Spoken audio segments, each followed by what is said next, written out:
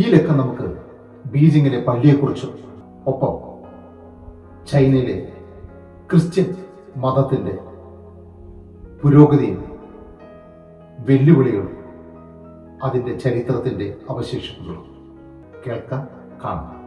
ഒരിക്കൽ കൂടി സ്വാഗതം ചൈന സഞ്ചാര കഥകളിലേക്ക്.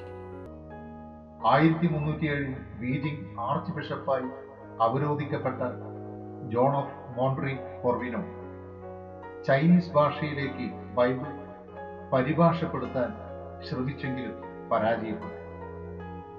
പിന്നീട് 40 കൊല്ലത്തെ അശ്രാന്ത പരിശ്രമം കൊണ്ടാണത്രേ 1968 മറ്റൊരു ഫ്രാൻസിസ്കൻ പുരോഹിതനായ ഗബ്രിയേൽ അലഗ്ര ബൈബിൾ ചൈനീസ് ഭാഷയിലേക്ക് മൊഴിമാറ്റം നടത്തിയത്.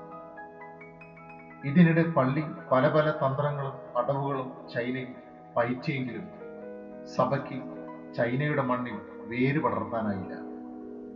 1821 ഡോഗോങ് ചക്രവർത്തി ചൈനയുടെ മൗലിക നിയമസംഹിതയിൽ 6ാമതൊരു ചട്ടം കൂടി എഴുതി ചേർത്ത് പരിഷ്കരിച്ചതോടെ ക്രിസ്തുമതം പ്രചരിപ്പിക്കുന്നത് മരണശിക്ഷ വിധിക്കാവുന്ന ഒരു രാജ്യദ്രോഹ കുറ്റമായി പ്രഖ്യാപിക്കുകയായിരുന്നു.